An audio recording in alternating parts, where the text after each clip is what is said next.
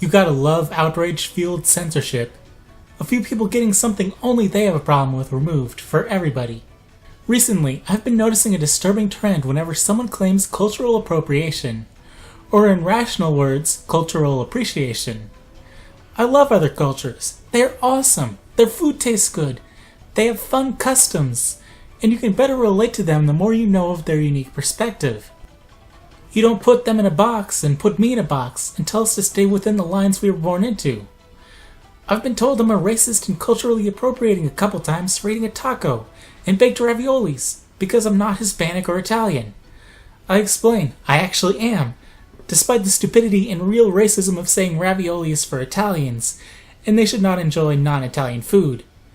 And I was told I didn't look Italian or Hispanic enough to actually have Italian or Hispanic heritage.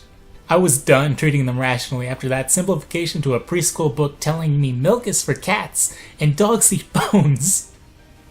The trend, though, is that this terminally cancerous part of the left is getting outraged on the behalf of a group, while the group at large holds the exact opposite opinion. I like to call this social justice-splaining, or just justice-splaining for short. Let's look at a couple recent cases.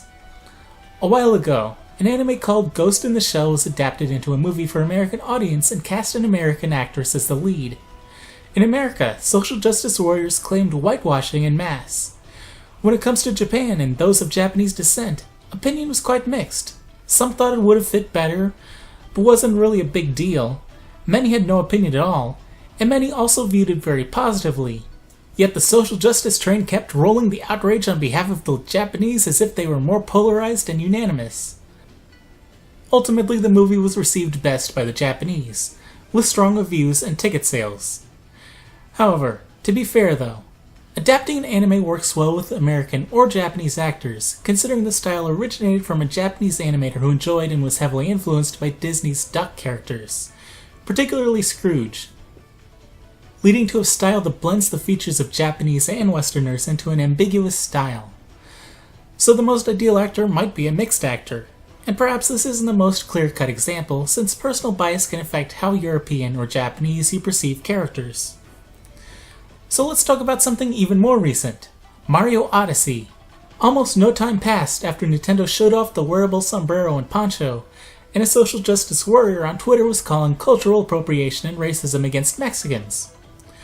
Almost immediately, her tweet was filled with replies by actual Mexicans who stated they actually appreciated the representation and that it made them more excited to play a game that recognized them and allowed them to dress Mario in some of their cultural garb. It was so one-sided and conflicted with her agenda that she deleted her tweet to dam up the flood of opposing viewpoints. A few others also made such claims, and they would also be met with disagreement from the Latino demographic. But most of these left their articles stay. And they also attracted a Caucasian feminist demographic who tried to drown out and dilute the Mexican views as best as possible with explanations of why Mexicans need to be outraged.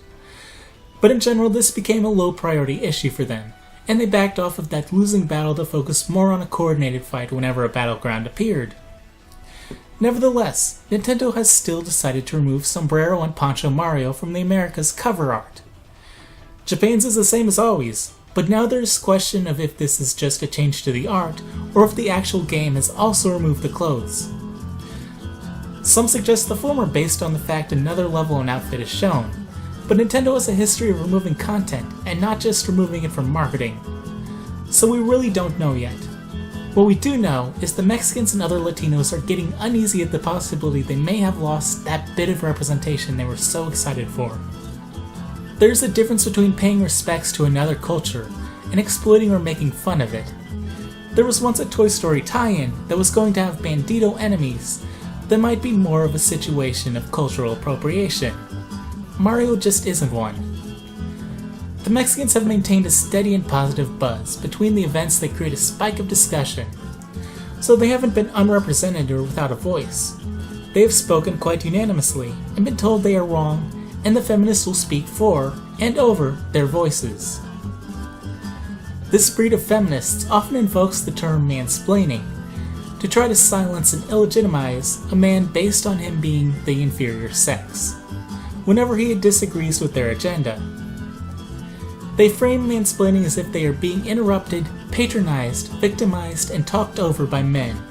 And that is exactly what they are doing to minorities. Or if you just look at this as just a Mexican issue and not an international issue, majorities. I feel for those who don't have a voice, or whose voice is being silenced, and I try to gather their perspective and advocate for them. I'm just one guy though, and thankfully the Latinos are doing pretty well at speaking for themselves. So all I have to do is point them out and encourage them to keep speaking and let their opinions be known to Nintendo and society when social justice warriors are opposing them. That's really what we all have to do when someone who doesn't get us, like the social justice warriors, is speaking for us. Speak up for ourselves with respect and dignity till our voices are louder than those unnecessarily speaking for and over us. What do you think? How would you feel about seeing your ethnicity in a game or movie? What would and wouldn't you have a problem with? I'd just like to hear your thoughts and perspectives.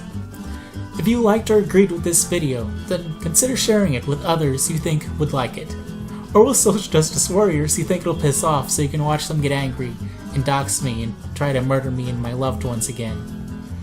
And if you were a social justice warrior who hated it, share it with your social justice warrior friends so you can give me more dislikes than likes and get that ego boost of we showed that patriarchal pig.